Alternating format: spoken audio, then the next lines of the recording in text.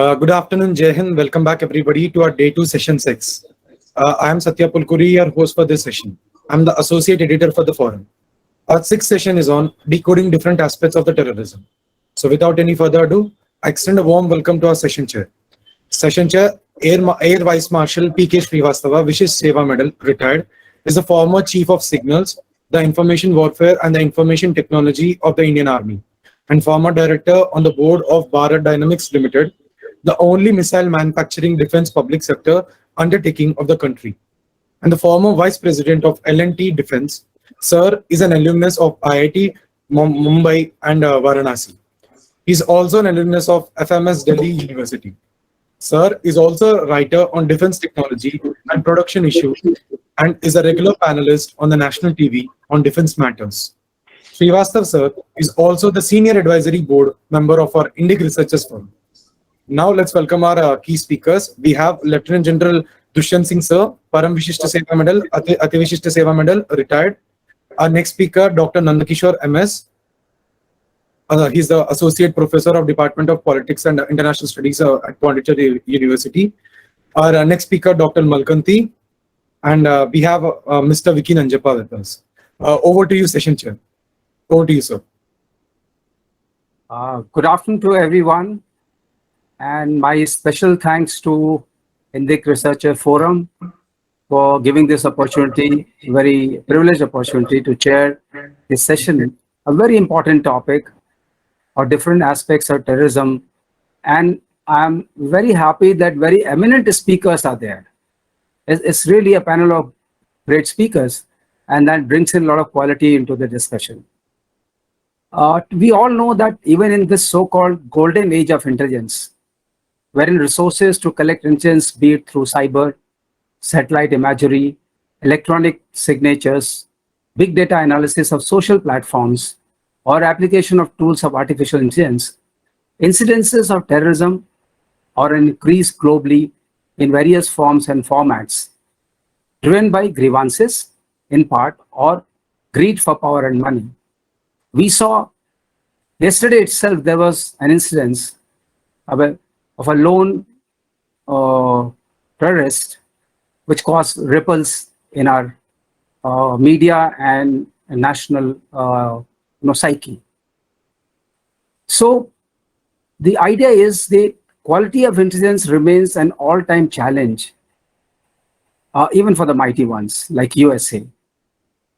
And this aspect is the UN has so far not been able to provide a consistent definition of terrorism or terrorist in the fog of duality that one person terrorist is another person's freedom fighter.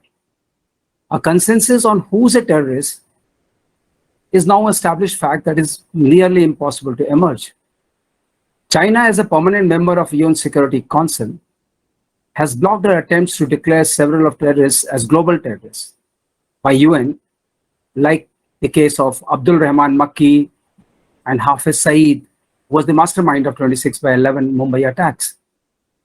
So there being no universal approach, each nation is primarily left to set up its own system or mechanism in sync with its allies to find its ways. In the absence of foolproof intelligence, universal definition of terrorism, and universal agreement to defeat terrorism, since many states are leveraging acts of terrorism as tools of statecraft to achieve their political goals and aims, like our own neighbor Pakistan. It is not easy for a democratic country like India to be the neighbor of Pakistan, which is globally recognized as an epicenter of terrorism. A muscular state response, let's say we respond very muscularly to a terrorist activity in a democratic country, it's rather like a trap. Because that's what the terrorists want. It only benefits the perpetrators. Their aim is to kill one and scare thousands. In this scenario, it has become a national imperative to decode various aspects of terrorism, to find our pathways to defeat or contain incidences of terrorism in our country. We have a very eminent panel, an experience-rich panel of experts to talk about this topic. There are 4 speakers. Dr. Nandakishore will be our first speaker. General Lieutenant General Dushyant Singh is the second speaker. Then we have Sri Vicky Nanjampa and Dr. Malkanthi Hethiarachi. I hope I pronounced this. I went wrong in pronouncing the name. Each speaker will have 20 minutes to present his points. There will be a 20 minutes question answer session at the end of all 4 talks. Audience are requested to post their questions and we'll take them up in that question answer session. And it will be my honor to introduce the speakers before their talk. So I'll be starting with Dr. Nandkishore. I'll request the speakers that I'll give a kind of signal, a visual signal, raise my hand after 18 minutes and request you to conclude in next 2 minutes.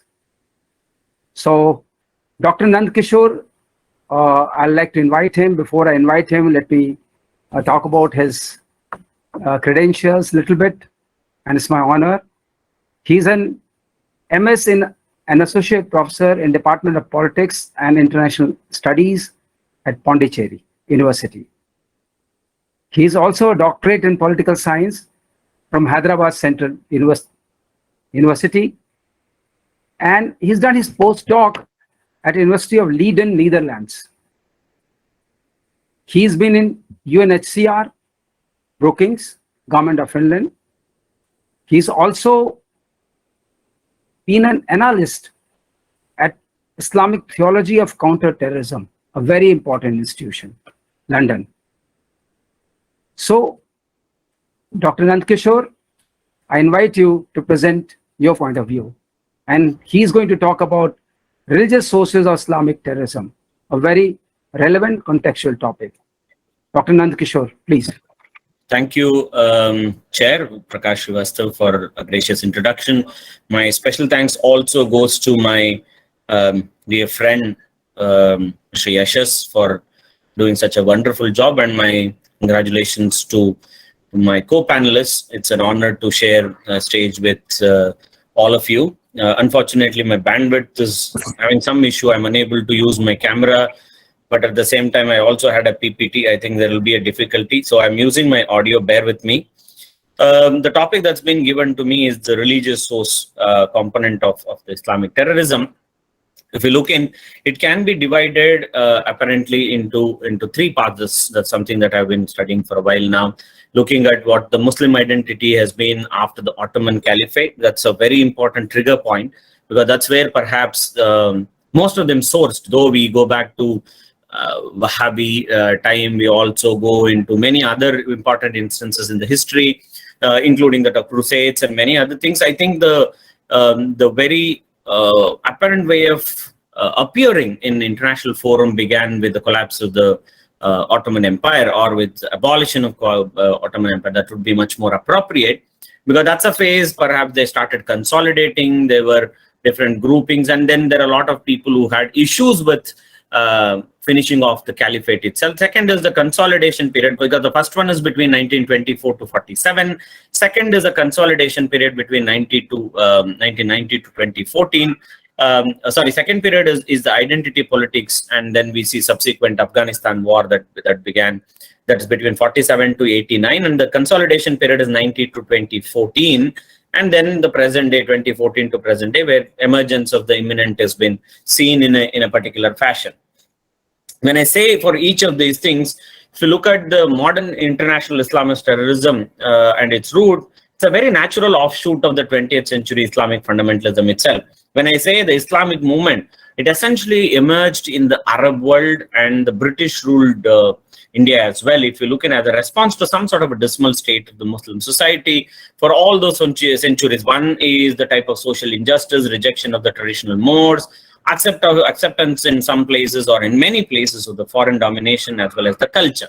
I think here where the problem emerged within the Islamic society, the identity crisis became much more important, and then those of them reading like the hardliners, trying to look at some of those texts and other things in a particular manner that befits to say the apocalyptic view of one day the whole of world would be taken over by Islam, and then perhaps they're going to have no other form of governance is compatible to humanity other than Islam. And all these are satanic, or these are haram, or let's say these are blasphemous in terms of whether we say democracy or anything, which is not just God rule sort of a scenario, is something that we look at. Now, the modern Muslim societies having strayed from the straight path, that's what they would want to call, perhaps, which is also called as the Tawheed. Tawheed is also something that Wahhab invoked when he saw a lot of aberrations that had come in Islam, and he felt that there was nothing left in Islam, and he wanted to straighten the Muslims themselves first by using violence, and then subsequently others. If you look in Tawheed, is monotheism. So that becomes the basis when we say straight path. And then the solution to all the ills in a return to some sort of original modes of Islam, going back to the roots and trying to look at, I think every society goes through this particular crisis, and it's no different from the Muslim society. But the only issue is that when the consolidation would happen, perhaps the way they would put across is that no other form can exist. Neither any other form has a solution for the type of ills that are there or the problems that are there in societies. But in traditional Islam, if you look in, and certainly in the worldview of the Islamic fundamentalists, if you look in, there's no separation between political and religious. This is another major issue why, when we try looking at the roots, this becomes very, very fundamental, because as long as there is a possibility to differentiate to an extent, it is a possibility, but it is there in all walks of life, all through every part. Now, Islam, in essence, if you look in both religion and a regime, and no area of human activity can be outside the remit of it or outside the realm of the religion itself. So be the nature of problem as it may, Islam has the solution. That's the ultimate wording that would come in if you look in. It brings us to other two important issues in the worldview, because it is from their worldview they draw to the closest, what we call as more inductive. If we look in, it is from there it comes in. Two camps that we can see. There are two parts that come in. One is Dar al-Islam and then one is Dar al-Harb.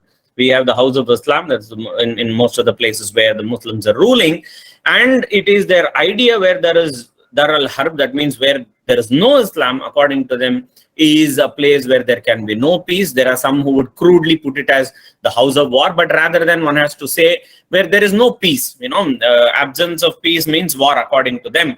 And when there is no peace, that means there is a necessity for them to push that one. It becomes an imminent duty of every individual to make sure that they all strive towards what we call as the Dar al-Islam.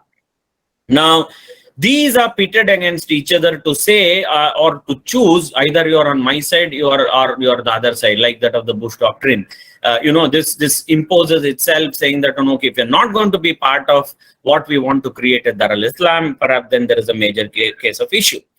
Now, while the trigger, if you look at the Islamic awakening, for the Islamic awakening was frequently the meeting with the West, where Islamic motivated rebellions against the colonial powers was also something that we cannot rule out.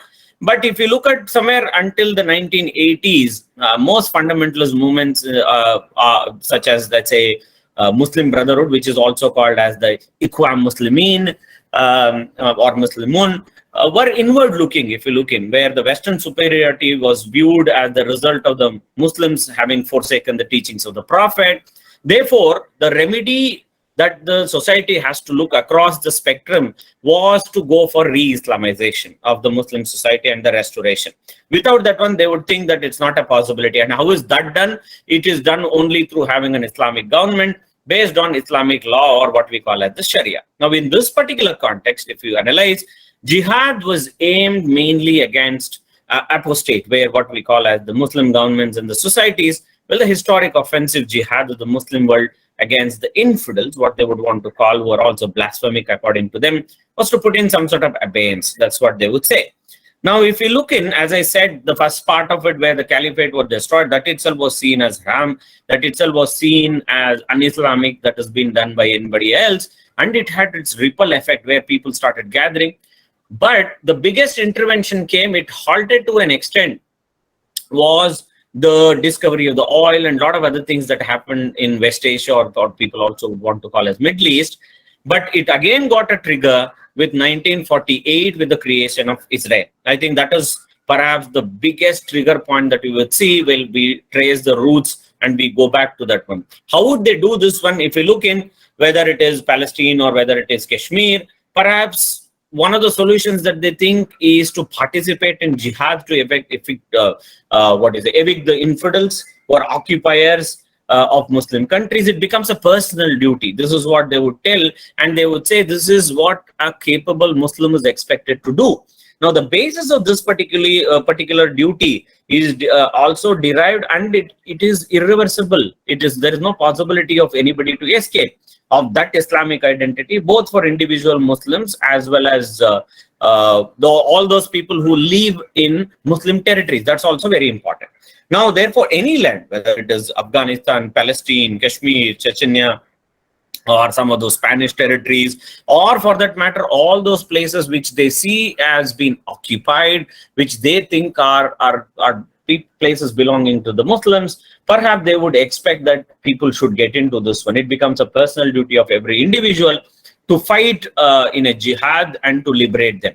Now, if they do not succeed, it becomes incumbent to on any Muslim in a certain perimeter for that land to join the jihad and so forth. Now, accordingly, given the number of Muslims lands under infidel occupation, the length and the breadth of the occupations and the region goes unending. So that means at some point of time, they would say, perhaps this is what is given for us in the Quran, and we need to do this one, is something that they would put up again and again. Now, Shahada is another very important factor when we are trying to look at, while we look at the 5 pillars itself. And each pillar, while they would talk, they would have a different connotation and then different sort of explanation that they would give, looking at certain philosophical foundations to it. That is what they would want to do. If you look at, let's say, the 7th century Khazraj sect, one of the infamous component of the Islamic history as a cause of Muslim civil war, took all these positions and also they tried implementing it. But the Khazraj doctrine was rejected as a hearsay by the medieval Muslims. The novelty is that tacit acceptance by the mainstream Islam of the basic building blocks is what we call as the Neo-Khazraj school. That's also seen, or that can be seen as the root for Islamic terrorism or fundamentalism that we see today.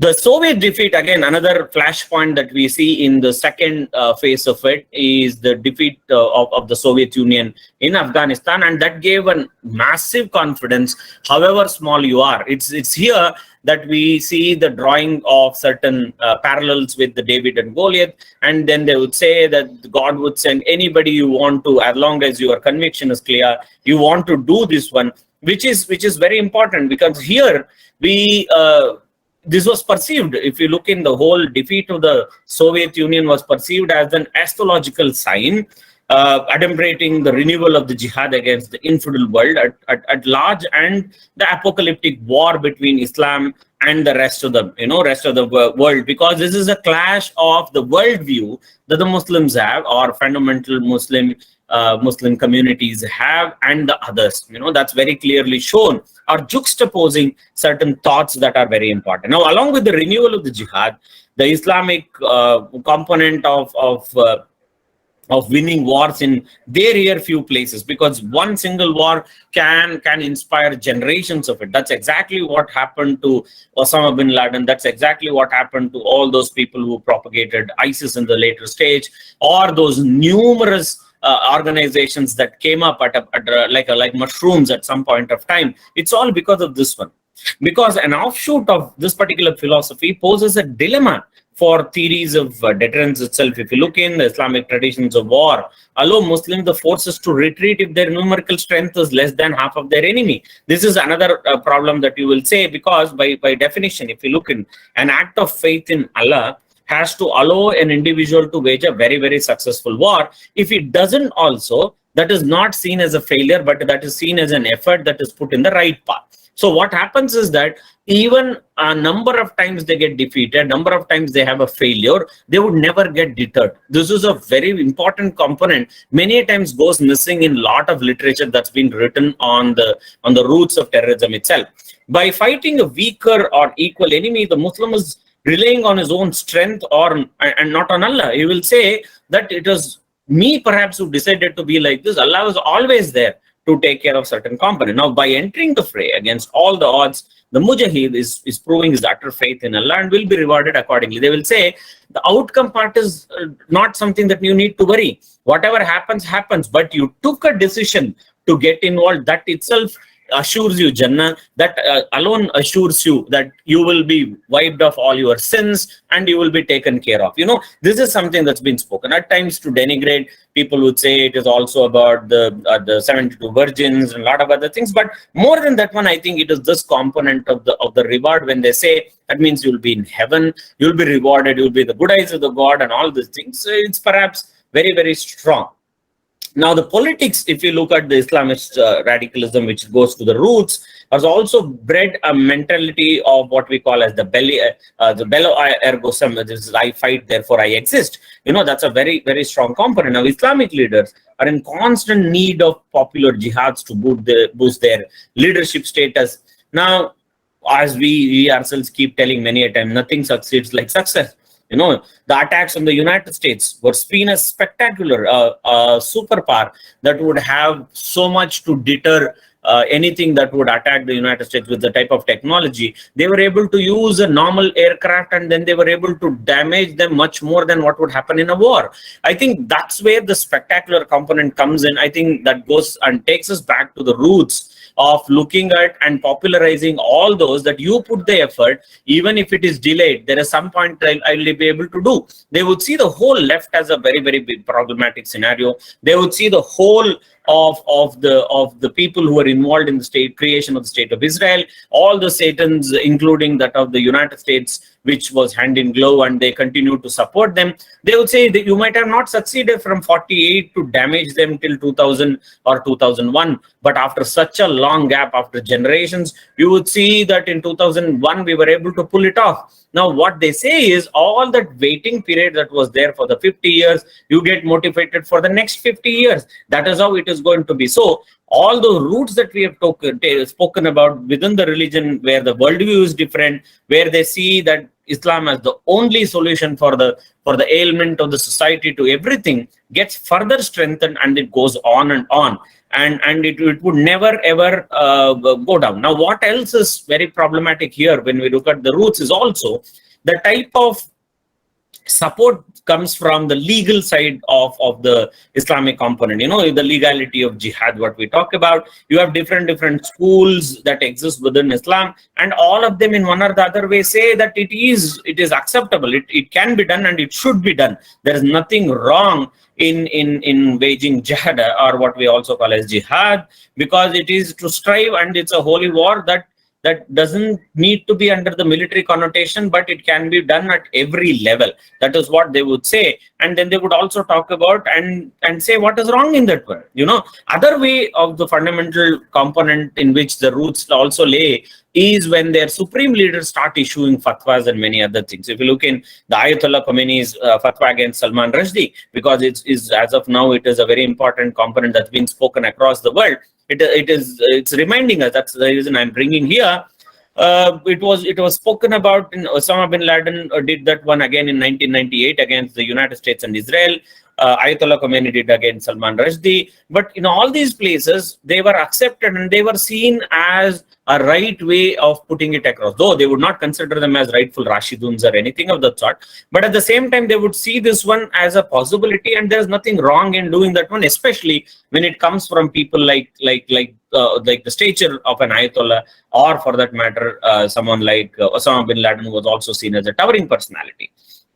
Now, when I go back again to Dar al-Islam and Dar al-Harb, it is imposed, it is invariably told again and again. What happens is like a media. When continuously you go on telling the same thing, at some point of time, people start expecting, or people even start accepting, oh, that might be truth. What is wrong in that one? This is how they would talk about. Then they would also go on telling them in those people who believe that they need to fight the infidels and other thing. There's another very important terminology. It is called as the jihad fi sabil Allah, which is also means it should be performed by a way of preaching and proselytization, which is also called as the dawah. Now, who is the legitimate target? Is it permissible to kill? Is it possible that we can attack women, children, elderly, clerics? Who should be protected? All these are spoken about, But at the same time, there are certain things that are very, very problematic. Even we look at the roots of it. One of them can be the legitimacy of the suicide attacks, which is also called as the ittishad in Arabic. Which is also one sort of a jihad that is prohibited. Actually, one is not supposed to do.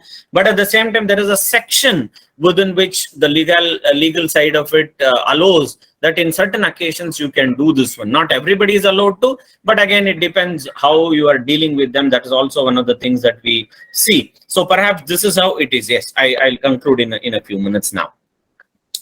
Now, while we look at certain roots again and again, what it comes is then what happens to those in the modern world? What happens to those who are modern Muslims who would want to be much more liberal, would want to look in?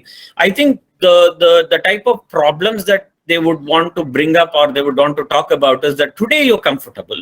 Today you are leading a peaceful life. Today you are having a comfort zone. All these things were because of the sacrifice of those people before, where they would have wanted to wipe off the whole religion itself, and they are the ones who have sacrificed. And don't you have anything to give back? Don't you have gratitude to? I think this is where one is put through a dilemma. Even if somebody is a moderate Muslim and wants to lead a very peaceful life, being along with everyone and all that, they will say, if you don't sacrifice, if you don't do this one, perhaps there will nothing be left for the next generation to come.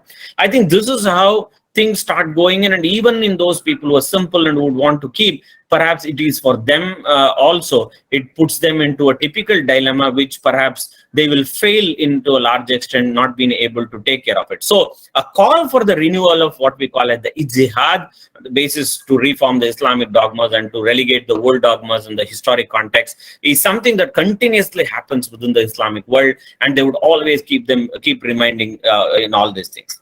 They also would say there exists no state of jihad between Islam and the rest of the world, and jihad is a personal duty. One has to perform. There is nothing that one can do, though there are scholars who are trying to do this the other way. They would also talk about the legality. They would talk about the suicide bombings, violation of the physical safety of the Muslims.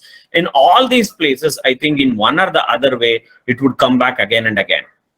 There is no typical solution, perhaps, until and unless some of these people stand up to it and they say that these roots, perhaps, which have to be built on someone else's blood or someone else's life, is perhaps not living that worthy. There can also be the other ways. What if there was a possibility, there was no possibility of the Islam itself existing that way, had the people of that time would have put it down, or are the only ways of perhaps looking at it? Otherwise, to analyze the roots of Islam, I think it has shades of it in different places. There are triggers to it. There are typical roots that have emerged because of certain crisis. But beyond that one, to analyze some of these roots, it's very important for us invariably to look at each society. There is no universal ways of looking at roots, but it takes back to what I started off with, the Dar al-Islam and Dar al-Harb. I think those two components, if they are convinced to those individuals, I think nothing else can be beyond that one. I think perhaps I'll stop it over there. I don't want to consume further time.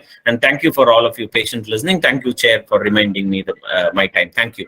Thank you very much, Dr. Nandkishore. It was very interesting to listen to you and listen to the concept of Muslim identity and Islamic theology, which gives seeds, in a way, the continuum of jihad as a holy duty.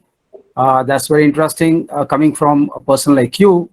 And the defeats or the spectacle which the terrorism brings about, Islamic terrorism or the jihadi terrorism, is also a motivation for few generations next to really plunge into it, because there is a continuity. Thank you very much. We'll take up, there are some questions coming up on the chat box. We'll take them at the end of the session. Thank you very much. I hope you're going to stay till then. Now, the next speaker is a very, very experienced veteran, our Lieutenant General Dushyant Singh. I think for him to be on this panel is kind of boon. He's an infantry officer of great eminence, very decorated officer, and he has personal experience of commanding a battalion and a brigade and then a division in Jammu and Kashmir, which is the most afflicted part of our country. That's great it'll be great listening from you. He's also, amongst other things, he was faculty at College of Defense Management. He has served in UN, and he has got his specialization in counter-terrorism in US, United States, when they started understanding what this thing is. So, our General, may I request you now to give your thoughts on this topic? It'll be really wonderful for this audience to listen to you. You're most invited, please. Thank you, Air Vice Marshal Srivastav, for introducing me. I hope you all can listen to me. You're audible. Can it be made a little more louder? Yes, sir. We're on. Okay, is it better now? Yeah. How about the other audience? Yes, Yes, sir. sir. That's right. Perfect. Yes, sir. Okay. Yes, sir. We can hear, sir. Okay, Okay, General, please go ahead. so without wasting any time, I would like to thank Indic Research Foundation for having invited me for this talk. The subject is quite interesting, although most of us feel that they are kind of aware of lone wolf attack and suicide attacks. First of all, let me tell that lone wolf attack is not a new phenomena. It started off almost as far back as 1950s, especially from the West. It was not that prevalent in our part of the world, but subsequently it has caught up since the rise of radical Islamism, which is now the epicenter is Afghanistan, Pakistan, and this particular region, including the West Asia. So therefore, it has kind of migrated from the earlier ideologies, and now it is more prominent in the Islamic ideology as far as the lone wolf attack phenomena is concerned. Of course, I'll cover as to who was the person who actually initiated this particular type of attacks. So first of all, lone wolf attack, if you want to understand, I think we need to understand what are the types. We loosely refer to lone wolf attack.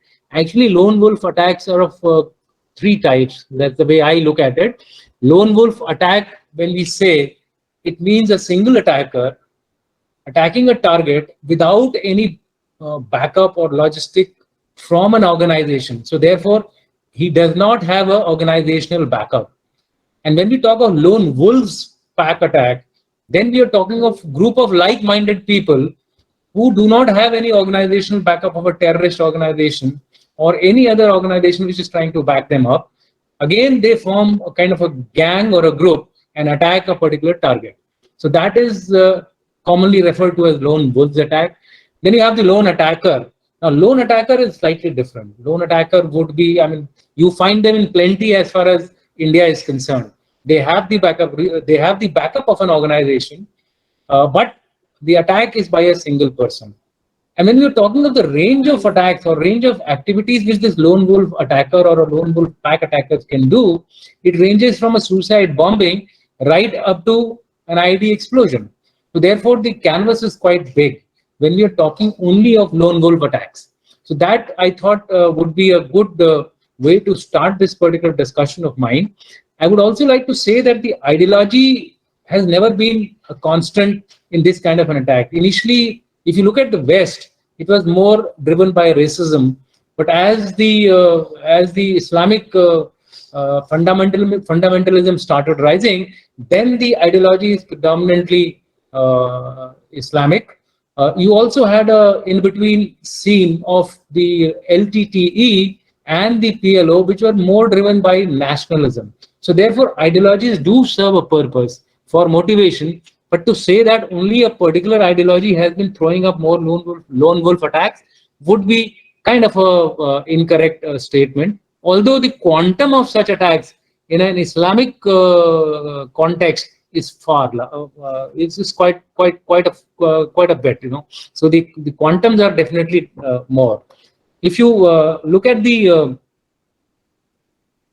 lone wolf terrorism phenomena in the recent time, you will find that India has now started getting affected by, you'll find that Kanhaiya Lal attack, most of you are aware, so I don't want to repeat that. You had the June 21 killing of shopkeeper Umesh Kole in Amravati. It was again motivated by an extremist ideology, but their roots cannot be traced. So therefore, it is kind of fitting into that bracket of lone wolf attack. Creating them is fairly easy in the sense that organizations which are looking at such people to get motivated on their own, they throw out literature in the environment online, that is digital environment, and people pick it up. First time to do this was Al Qaeda, under Osama bin Laden way back in 90s, when he actually took out a manual on how to actually make bombs, how to make modules, how to communicate with each other and yet not be traced back to any particular organization. This phenomena was also called by some Western experts as starfish kind of an organization, where modules are not connected with each other. So they become some kind of a lone wolf pack. So this was started fairly long time back. I shall cover some data to just explain as to what it is. Then you also have that the motivation of these attacks is mostly self. These guys read on the net. These guys actually are either under the influence of their family or their ecosystem or their environment and get motivated to take an action. What the previous speaker, Mr. Nand Kishore, was trying to say, that the motivation is there for them to do some action, to do something for, say, a fatwa given by Ayatollah Khomeini, or for that matter. In fact, Osama bin Laden was also very keen in giving fatwas, although he was not entitled as per Islamic rules to give fatwas, because only clerics can give fatwas. But then it had an effect. You found so many actions being taken by lone wolves, especially in the West, especially attacks like the London bombings, or for that matter, attack in Belgium. So therefore, lone wolf attacks have been motivated more by online. So therefore, we have to find the solution somewhere there, if you want to check this. In India, you would find that SIMI has been a kind of an organization which has been trying to throw out such literature on the in the environment, and Indian Mujahideens were probably the first ones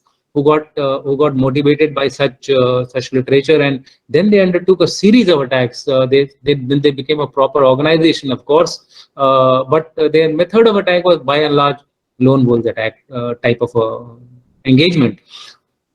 So having seen a brief about the context, let me also go to the some data of the West. See, West started seeing this lone wolf attack from 50s.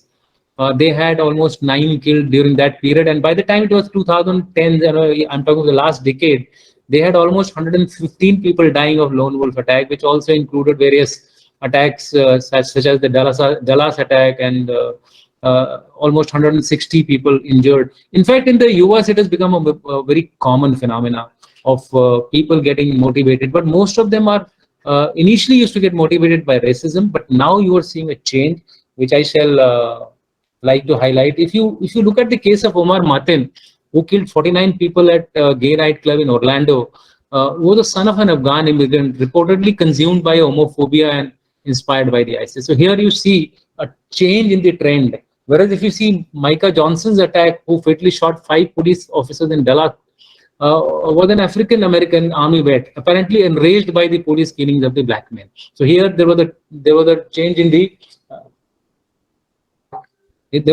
in the ideology as far as the attack is concerned. Then in 2009, there was a famous attack by the army psychiatrist Major Nadal Hassan Rampa, who rampaged his workplace in Fort Texas, killing 13 and wounding about 30. So therefore, I think we need to learn from such actions which have taken place in the past, especially in the West, to deal with it in our country, because our country is also now getting affected by it. So therefore, if I have to sum up the trends in the West, there may be differences in psychological profiles of far right extremists, ISIS sympathizers, and single issue official radicals. Single issue means black supremacy, white supremacy, etc. They are far more likely to have documented mental health history. This has been proven by a research. So maybe we need to also look at these pointers when we are trying to analyze people on the social media, etc., to find out potential people who can undertake lone wolf attack. Lone wolves are different from the conventional terrorists, as I have already highlighted. They do not have any backup, so therefore it is very difficult to trace them, first of all, and also it's very difficult to identify them. So therefore, they are to me they are like one-way ticket without any address. So therefore, it is for the security forces one of the biggest challenge which we are going to face in the next few years, if the way the fundamentalism and radicalism is rising in the country. But another interesting factor is that normally these lone wolf attackers tell someone, or they leave behind an email. So if you look at these kind of small little pointers, we could find some solutions to this very difficult problem which we are going to face in the next few years. That's my assessment. Usually they are motivated by online motivation, as I had spoken earlier. If you look at the Indian trends, I have compared the data of 2020 and 2021. What I have realized is that the number of attacks, traditional terrorist attack incidents have reduced, but lone wolf attacks have increased. Now there are two things to it. Either that our security forces are doing an excellent job keeping these kind of terrorist incidents under check. So therefore, the organizations which are actually indulging in this have now started resorting to this lone wolf form of an attack, which cannot be traced to them, by radicalizing the youth through online media. So this is something which we need to take care of, because while the traditional attacks have reduced, but the lone wolf attacks have increased. I would like to just highlight a few cases for you, just to prove my point. Attack by Abdul Malik, alias way back in 2015. Musa in West Bengal, arrested in 2016. He was planning attacking the foreigners. Abbasi, IIT alumnus, who was caught in front of Gorakhnath temple. He was an IIT alumnus. He was actually attacking CRPF personnel to get some AK-47s and MP4 for a bigger action. Then you also have attacks on CRPF personnel in Baramulla, which were later on traced to the resistance force. So what I'm trying to say is that the organizations are also now trying to cleverly motivate people so that they undertake the task which they were supposed to take by sending terrorists across, and yet get away from being pointed out by, say, India pointing out to Pakistan, or for that matter, in the Pathankot incident, which I had the honor to actually deal with. We could very easily trace these guys back to Pakistan. So that kind of a danger is avoided as far as our proxies, our adversaries are concerned. Then you have the Umesh Kole attack and Kanhaiya Lal murder case. These I'm not going to repeat because they are very fresh in the minds of the environment. So I would sum it up as far as India is concerned: rise in lone wolves pack and lone attacks in 2021, reduction in traditional terrorist attacks. This is something of a pointer to us that you and me are not safe. Because anybody can be radicalized in any part of the country, and he can launch any kind of an attack, ranging, as I said, the range is from IED explosion to right up to a suicide bombing. Then you have the some recommendations. I thought it's very difficult to deal with such attacks, but I thought over it, and I felt that if it is a starfish phenomena, what is a starfish phenomena? Starfish phenomena is something, if you cut it also, it again regrows and becomes another starfish. So therefore, even if you try to stop them physically, you will find few more people getting together and starting this kind of a campaign or this kind of an activity. So therefore, the problem lies in the ideology, and we need to actually tackle the ideology. And the best weapon today is information warfare. Unfortunately, our country, as of today, is not really concentrating that much on a focused information warfare, especially when it is related to social media. Because social media is something which is today the biggest producer of such kind of attackers. We need to own our platforms. Now it is high time we do that. If China can have Weibo, we can also have our own. We are trying to do it, but somehow we need to force it a little more. We need to. I'm an extreme person as far as this particular aspect is concerned. We need to block certain external platforms. Then de-radicalization program. We only tried it in Kerala and in Maharashtra. Kerala one, I believe, was quite successful in preventing people from going to ISIS, but the Maharashtra one did not succeed, primarily because it was the security forces who were told to do the de-radicalization program. It cannot be done by the security forces. The security forces are meant to fight. The de-radicalization has to be done by political entities. They have to create that environment so that people are able to, come back into the mainstream. And the third aspect which we need to do as far as this kind of attacks are concerned is cyber defense.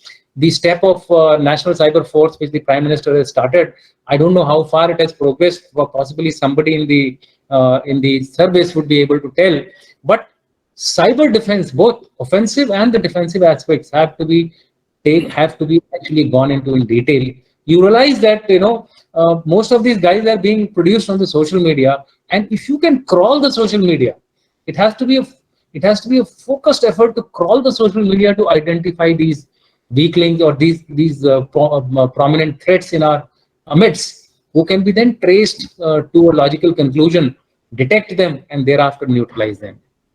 Police reforms. I mean, we have been talking about for the last 10 to, I think, 20 years. I did NDC about 10 years back. We were talking about police reforms. They are still in the pipeline.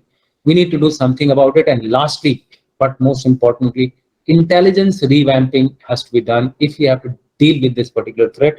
Quickly, I'll cover about suicide bombing.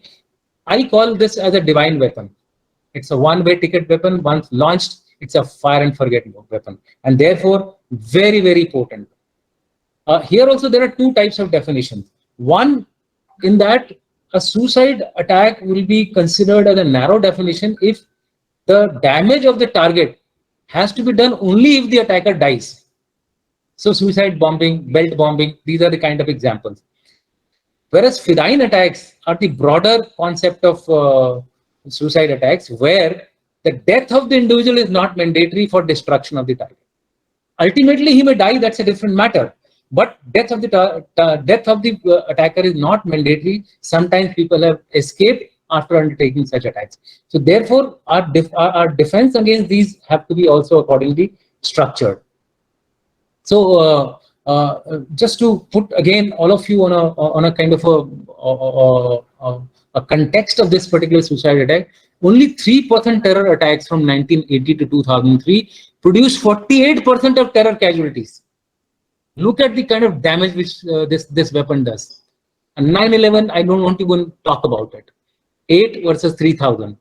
Yale global data says 4% suicide attacks from 81 to 2006, but casualties, death 32%, out of which 90% are in Afghanistan, Iraq, Israel, Palestine territories, Pakistan, and Sri Lanka. Institute for National Strategic Studies, Tel Aviv University data suggests from 2019, 149 suicide bombing attacks have taken place worldwide, versus 293 in 2018. So there has been a drop in performance. But to say that this phenomena will stop, I think we are highly mistaken.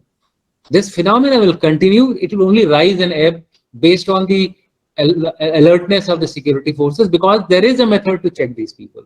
I have written a detailed chapter on this in a Sage publication book, How to Deter Suicide Terrorism. It would be worth going for people who are interested in it. They can go through it. In 2019, 22 out of the 236 bombers were women. This is another trend. Now, if it was very difficult to identify a man, to identify a woman as a bomber is even more difficult. People hesitate to check them. People hesitate to touch them. Therefore, there are a lot of, because sometimes you have to do, okay, I'm about to finish. Give me just 2 minutes. So therefore, it is the challenges galore. So I have devised myself, into two kind of two options for defending against such attacks. I call it as defense by denial and defense by punishment. What is defense by denial?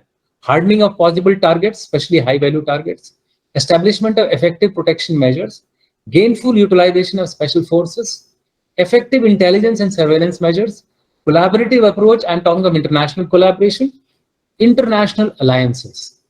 this would go, I know it's very difficult. You'll still have China trying to oppose us, but we will have 5 more who will be supporting us. So therefore, there would be narrowing down of these guys into a particular small sector. Then you have punishment. Kinetic action has to be taken. You have to identify bomb sources. You have to identify from where people get the explosives. This chain has to be. What happens in our country is that when the incident happens, then we start tracing back.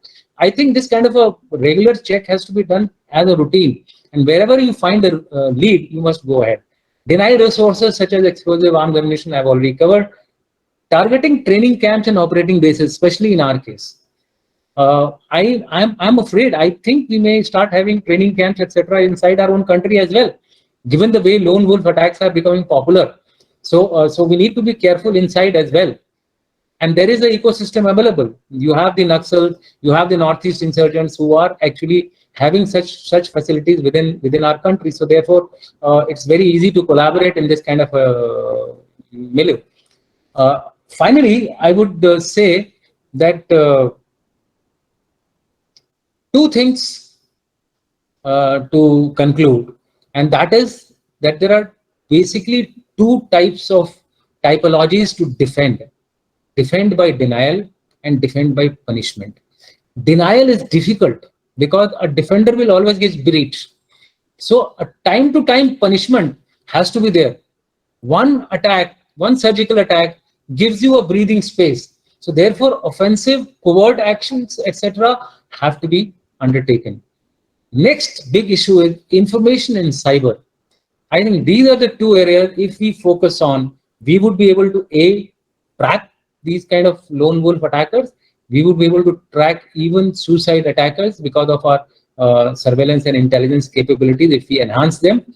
I think if you look at these 2-3 options for us, we should be able to tackle lone wolf attacks, and I won't say completely eliminate, but at least minimize the threat, because once the message goes across that we are at it in a different format and a different manner, the terrorists would also be deterred. Thank you very much, and thank you for giving me the time. Thank you, Air Vice Marshal Srivastava. Thank you, General. It was a really such a grasping moment listening to you.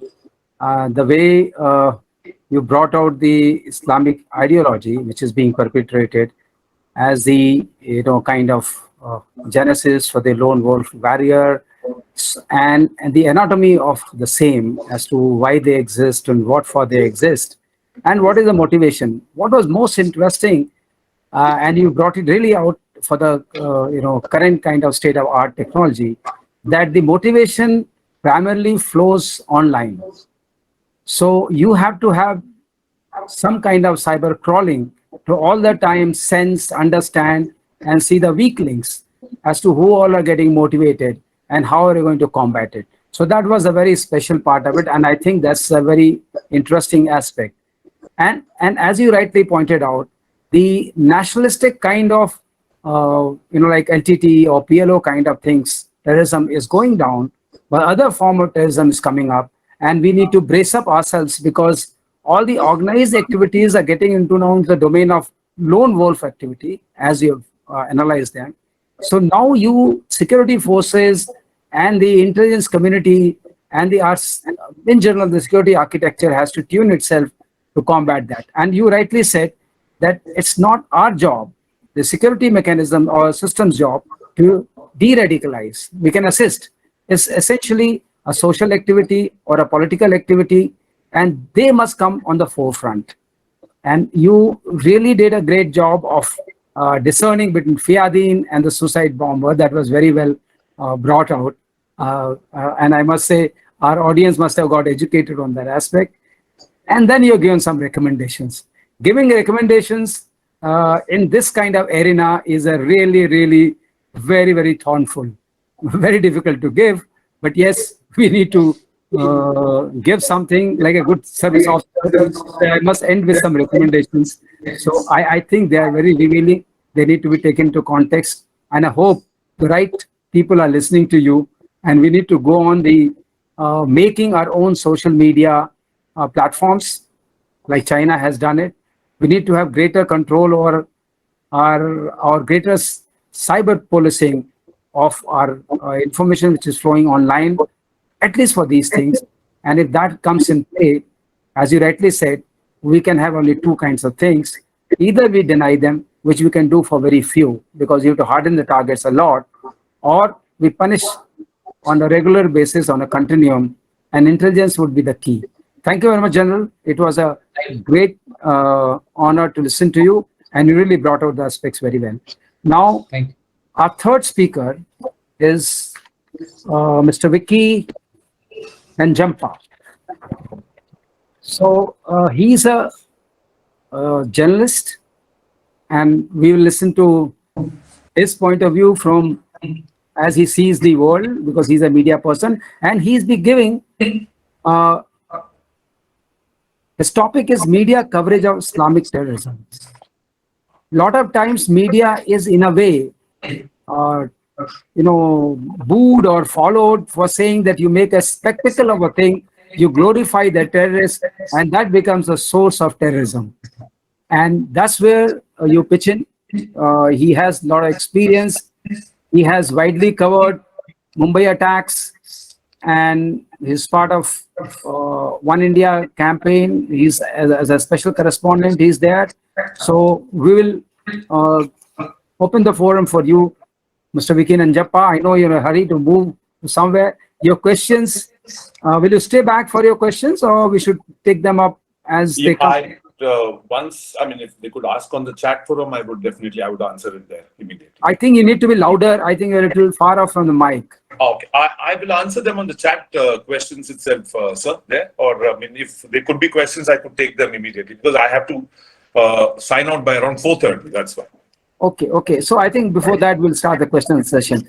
And as I earlier mentioned, your time is 20 minutes, and after 18 minutes, I'll raise my hand. And I know that session speakers have been very honorable in keeping the honor of time. Thank you very much. It's all yours. Please. Yeah. Thank you, sir. Thank you, sir, having me over. Thank you, Yashas, for having me here for the second time. When we talk about the media coverage, there's one very glaring example of coverage which came to me is when Burhan Wani was killed in Jammu and Kashmir. There were certain media outlets who wrote that Burhan Wani, the son of a poor headmaster. Now, that itself is like, trivializing the entire subject. That's not the point, of having. It's not whether he was a headmaster's son or he was an IPS officer's son. That does not make the difference. You're trying to trivialize the news at that time. The story has to absolutely be told. Thing is, I don't know how many bullets Burhan Wani must have shot, but he did manage to radicalize a large number of youth in Jammu Kashmir by putting up those videos. So this is where our problem begins. And now coming to the other part of it is that, the thing is, what has happened is, everyone over a long period of time, would talk about, radicalization and terrorism in a different context. They're very, very interconnected. Like what we see today is an extreme amount of radicalization that has happened, thanks to the social media, etc. So these are stories like, we are asked at times in the media that aren't you all glorifying these people or not? I would say no. I think the story has to be put out. You need to know what they are doing there. That is one.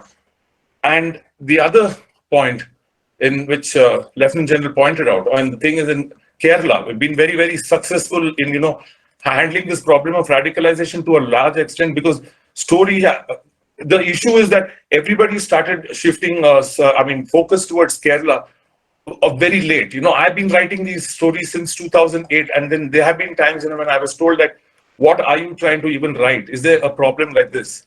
I know of a lot of intelligence officers who told me that we have been trying to point out these problems from the 1990s, but there was no political support. And if at all you go and report these issues of radicalization, backed by political outfits out there, there's a greater chance of you getting tripped over. Okay, so obviously it did not cover up. And I thought the media was very, very slow to catch on to this big problem of radicalization when these Wahhabis came in large numbers, they were funding, the mosques started looking very different out there. It was just not catching on. That was a typical classical textbook operation, keep the radicalization alive there and let the terror attacks happen everywhere. Indian Mujahideen was born in Kerala. Indian Mujahideen carries out strikes across, but they take shelter in Kerala.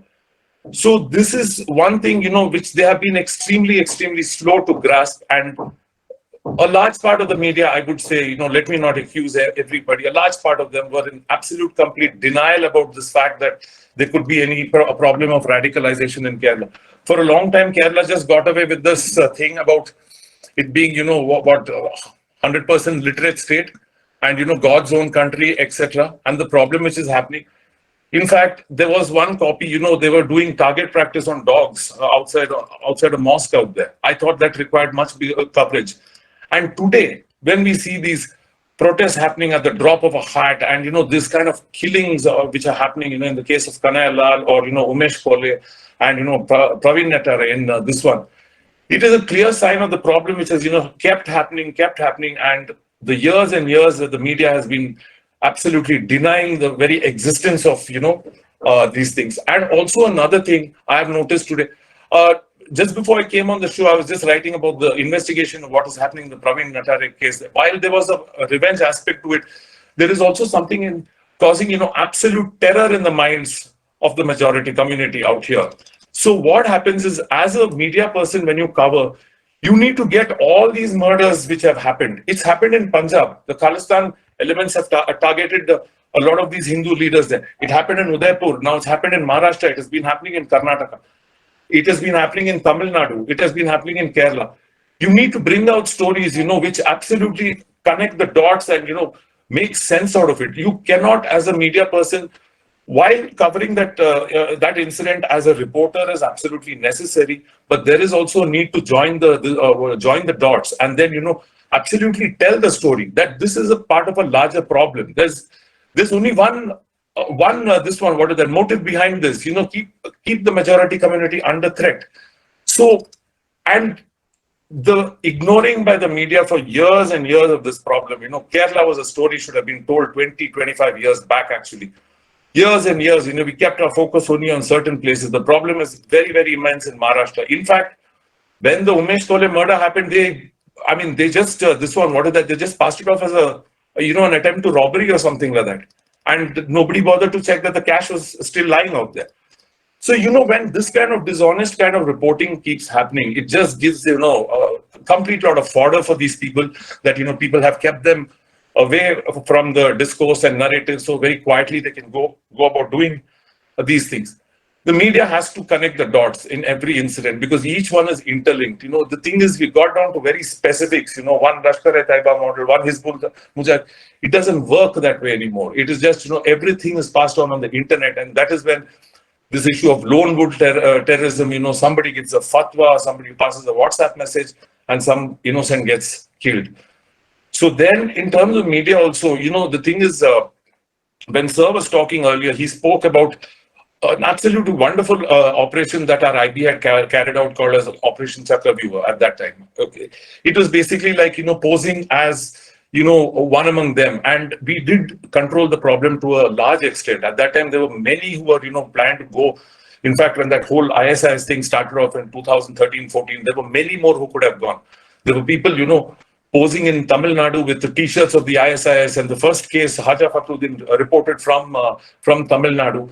So these are things I think at that time, each small incident which happens should be told louder by the media, and we should not trivialize this coverage. And see, there's no human interest to these people. That is one thing I would say. Yeah, we have the courts. Let them take the final decision on whether they're innocent or not.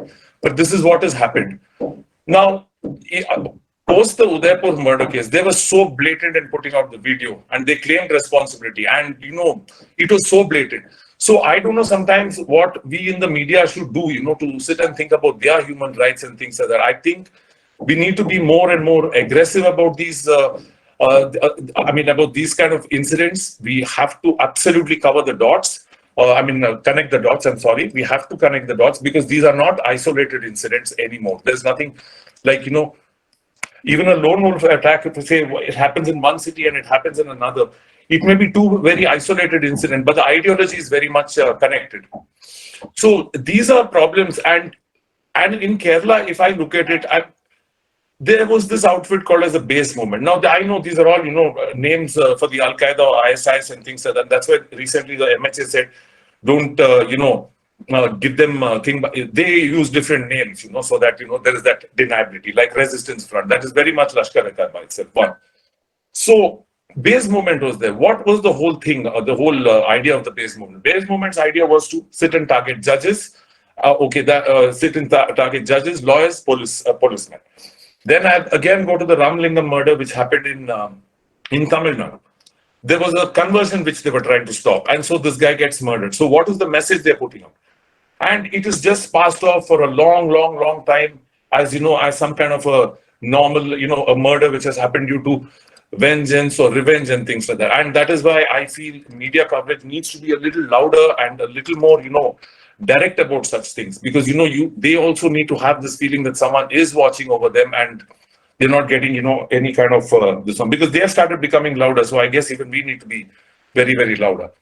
And now coming back to Operation Chakravyuh, this is a confusion which I have. When we had first time written the story is, the thing is, I wouldn't be able to give an answer out here, because was it necessary for you all to cover that story in the first place?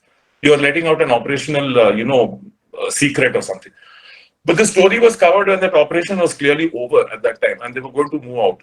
But I sometimes on a personal level also feel that, this also should be, told out. That is one thing. See, our intelligence people, they're also human beings at the end of it. They also do need they are always, at the back. Nobody knows their face and things like that. So something very successful when, they carry out and things like that. And this, even I think these people, who are sitting and, thinking that they'll get away with everything on the social media, there should be that sense of fear that they are watched. And that is where the media's role will also come.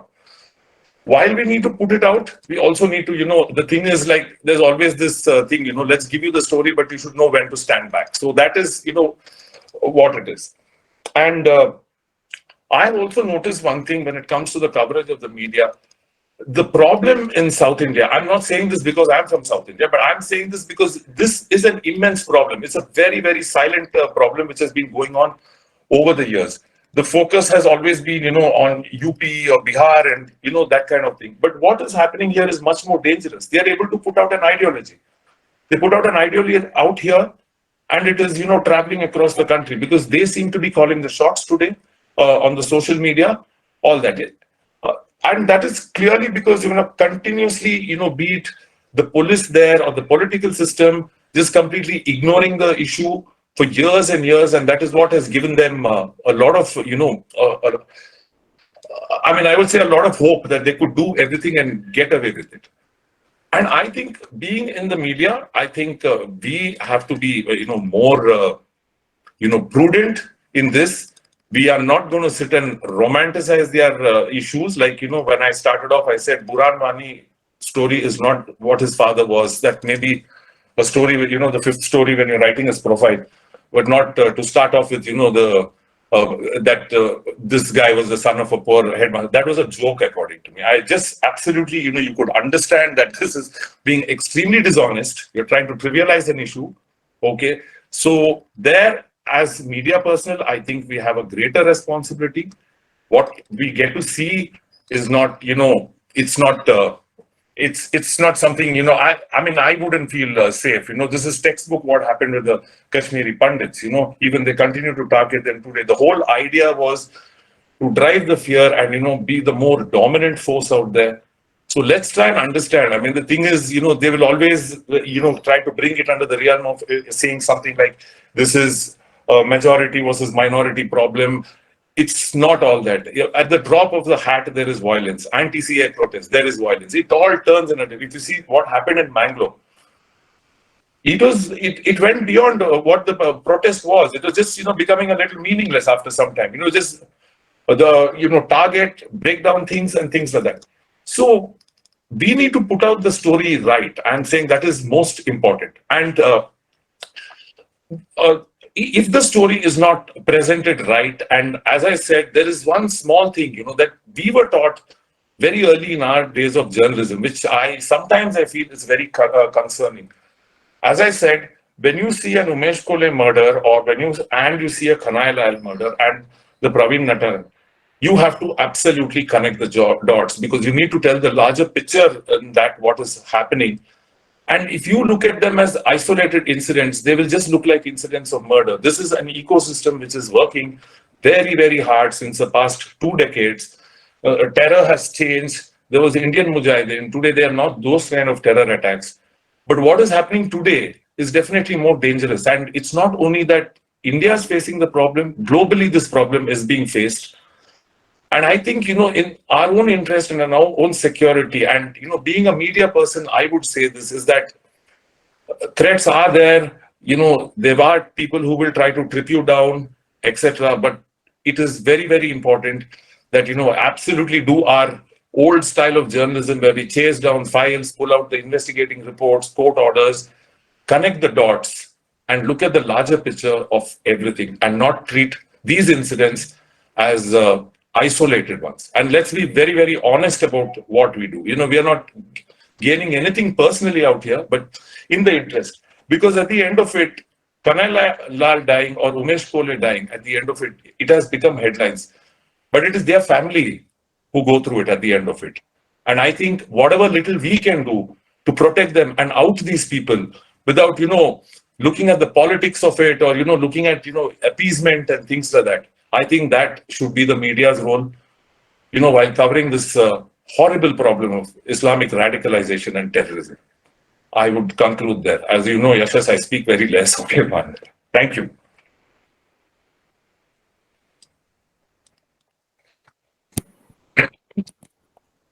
Thank you, Vicky. That was really wonderful. Thank you. About the media owning up the responsibility coming from a media man. Yes, thank you. I was really thrilled because media, the moment you try to say something about media, the question of freedom of media, suppression of freedom of speech, everything comes up in the fore, and those become the storylines. Yes. But you brought it rightly that a responsible media is as much responsible for combating or curbing the acts of terrorism, for not letting the young men get whitewashed or brainwashed into the kind of ideology which is being propagated by few. That's what I understand. And then the whole national security apparatus starts addressing them, combating them, and we start talking about it. That was very beautifully brought out by you. And one thing which really caught my attention, that when you start writing a storyline, you can't start with something which emotes to the people in a sympathetic manner. If the man responsible has done a heinous crime, it should be brought out as such. Thus, everything is not really important.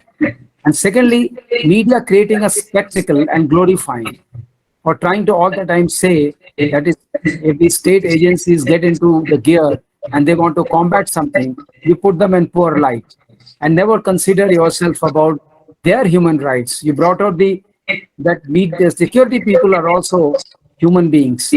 They'll have their own fault lines, they'll have their own ideologies, but they're doing a job. So let media help in doing their job well. That was very nicely brought out. Thank you very much. It was a very well said. And coming from your mouth, it was absolutely brilliant. Thanks a lot. Thank you so much, sir. Thank you. So now we have the fourth speaker, our last speaker. And let me introduce him. He is our Dr. Malkanthi Hetya Rachi. Am I right? Am I right in pronouncing your name? Is she online, Dr. Yes, that is correct. Malkanthi Hetya Rachi? Thank you, ma'am. Thank you. Ma'am is there, yeah, right. Ma'am is Yes, that is correct. Thank you very much. Okay. Because Perfect I was a little pronunciation. scared in pronouncing it. And even Yashas told me, okay, sir, we just call Malakanti and get over with it. Perfect. Okay. So she is going to speak about a very interesting topic. Because if you understand a terrorist, probably he's the executioner. You understand the whole system, how to deal with him. And that's a very, very interesting topic. If you really ask for me for this session, for all the audience, understanding the psychology of a terrorist. If you really understand it, you can really address it. And for that, she has great credentials. She's a psychologist and a counter-terrorism instructor. Well said, ma'am. You got a doctorate in policing, intelligence, and counter-terrorism at Macquarie University, Sydney, Australia. And she's worked within terrorist detention and rehabilitation centers, Sri Lanka, and conducted interviews and assessments and with the inmates in detention facilities in Philippines, Indonesia, Maldives, Sri Lanka, Libya, South America. Ma'am, that's great. You got a great wealth of knowledge with you. We are lucky to be your audience. Ma'am has conducted training on terrorist rehabilitation programs, designs, prison management, de-radicalization and psychological skills training for military, police, prison, and rehabilitation staff. She's also been engaged in setting up rehabilitation services and conducted supervision training for rehabilitation professionals. She has presented on terrorist rehabilitation at conferences and workshops in Spain, Italy, Malta, The Hague, Tajikistan, Montenegro, Tunisia, Algeria, Oman, Abu Dhabi, Kenya, Pakistan. Pakistan also you went? Yes. Do you still get US visa? Sri Lanka, Cambodia, Singapore, Thailand, Malaysia, Indonesia, and Philippines and Hawaii. That's great. Mal has primarily published in field of rehabilitation and reintegration, radicalization, de-radicalization, and re-radicalization, and on terrorist mindset. It's great to have you on the show, and also great to have as the last audience. We have time, and as usual, I'll raise my hand after 18 minutes because that's my duty, and then you'll have 2 minutes to conclude. All yours, ma'am. Thank you so much, Air Vice Marshal. I think that was a long introduction. So my gratitude to the Indic Researchers Forum for inviting me to present, and my sincere thanks to Air Vice Marshal Srivastava. I hope I pronounced your name right, for your kind introduction. And it is indeed an honor to present at this forum because you have had an excellent panel of speakers. And I hope I don't have a very tired audience. I will now upload my PowerPoint. I hope I can get that uploaded now.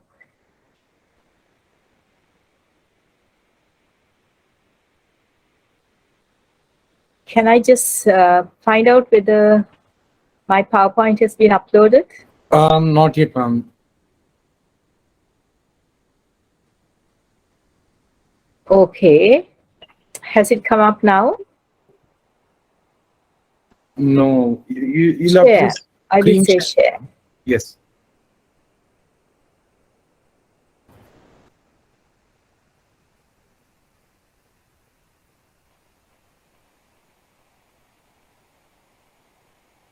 I think it's happening now. We can see a screen. Yeah, your presentation is visible. You can see it? Yes, ma'am. Yes. Okay, brilliant.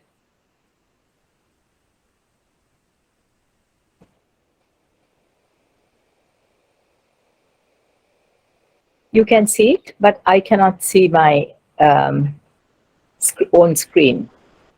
But all of you can see it? Yes, ma'am. Yes, ma'am. We can see. Brilliant. Okay.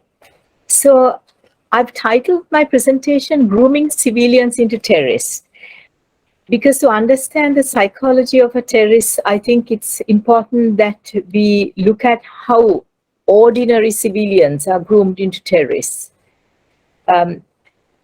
We know that nobody is born a terrorist, but given the right conditions and the exposure, it can prepare a person to become a terrorist. And of course, with the right leadership of that organization, they will pull that person into becoming a member of that organization. So several factors converge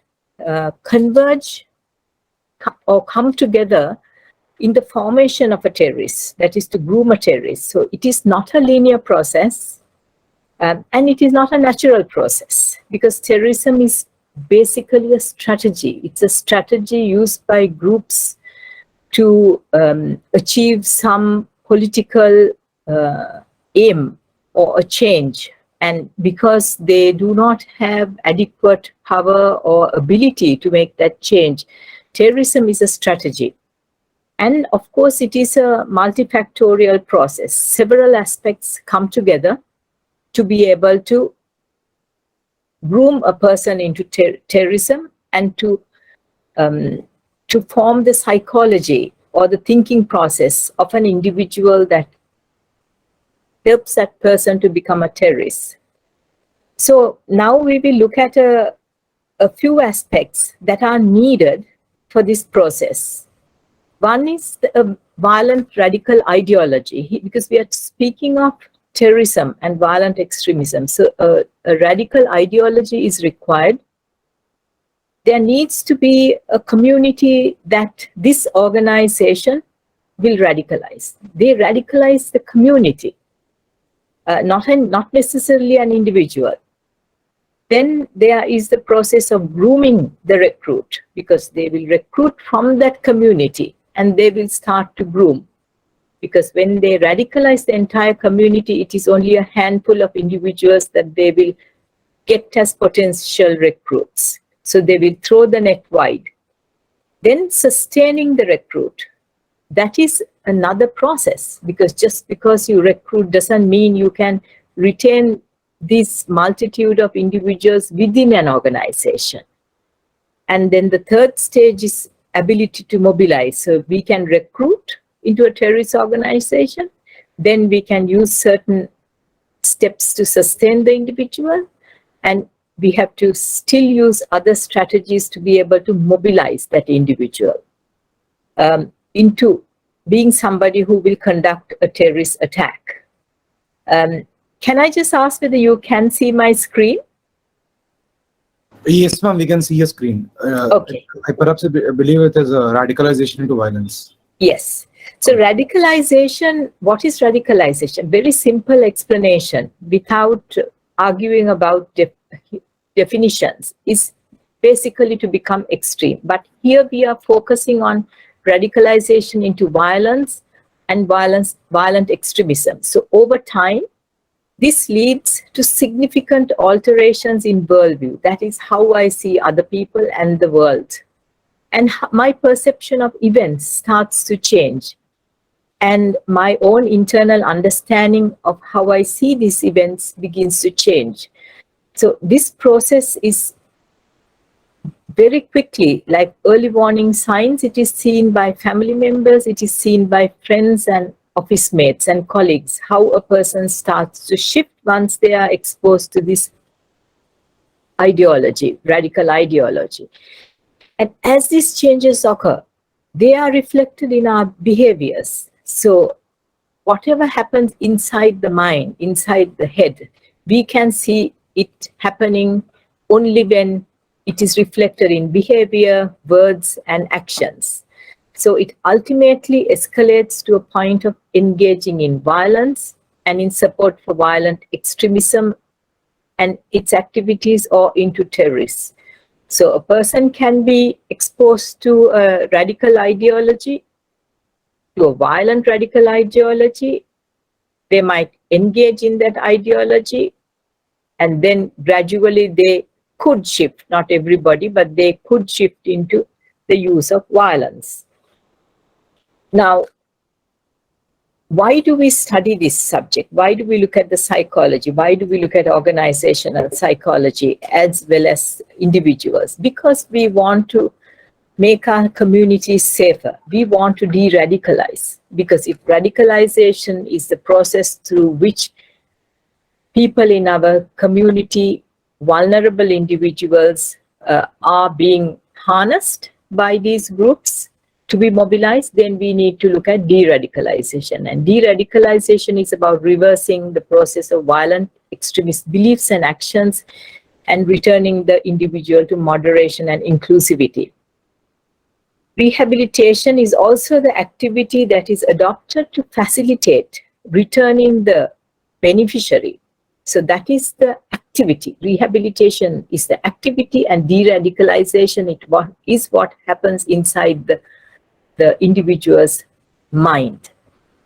We also have re-radicalization, because I don't believe having engaged in rehabilitation processes in various countries as well as in Sri Lanka that it is a one-off activity. There can always be re-radicalization if the context is changed, if the security system is reduced. Indeed, all of you in the region has seen what has happened in Sri Lanka with the IS attack, which was coordinated attacks. And if some of you have your phones, you know that just now Thailand experienced multiple suicide bombings just now. So these issues will happen if the security part is reduced and the security and intelligence aspect doesn't come into play.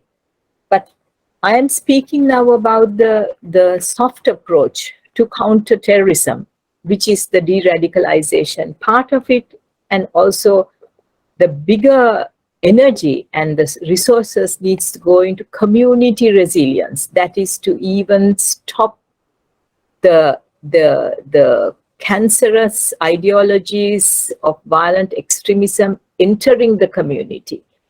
Now, it is very difficult because we know about social media. We know that the most powerful tool of the terrorist is what? What is the most powerful tool of the terrorist? It is the media. Because their message is carried to every corner of the world through the media. And every terrorist succeeds when they seize headlines. So indeed, one example of the IS attack in Sri Lanka, they didn't bomb tiny little hotels or get large numbers in tiny unknown places. No, they bombed in the most spectacular way, where individuals can grab the headlines, speak about it for years, and the entire attack goes viral, and that helps to spread their message and it helps to recruit more people.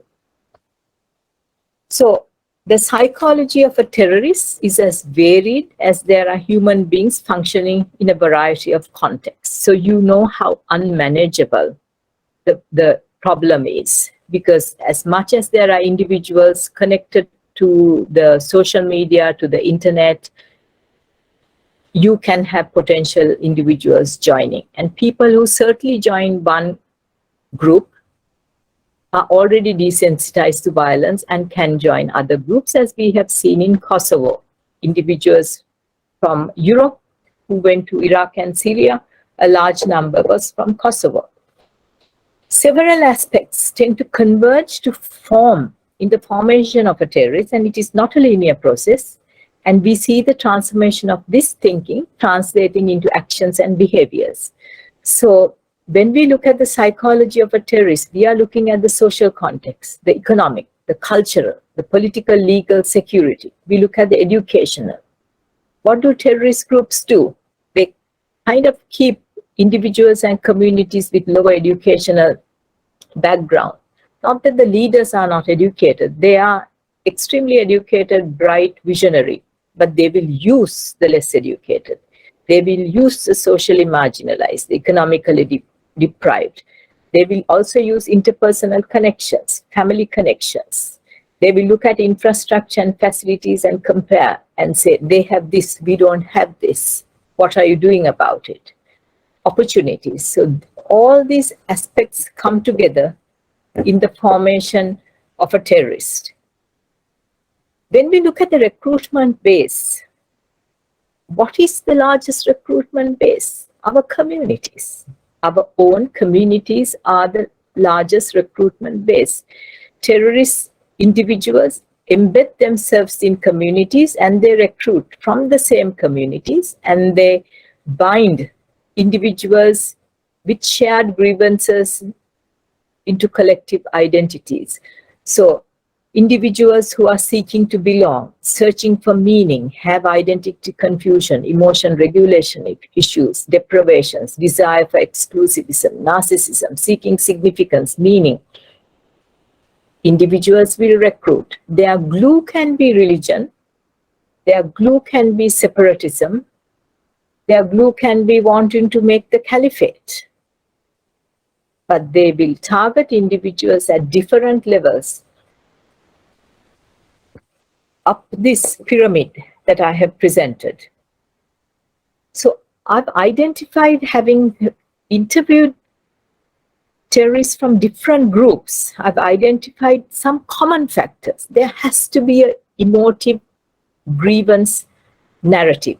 There has to be a grievance narrative, but it has to be powerful and it has to be emotive. It has to have the ability to resonate with the target audience and for individuals to get connected to. You cannot have an apathetic leader talking about how they want to recruit. Nobody will join. They want a charismatic leader.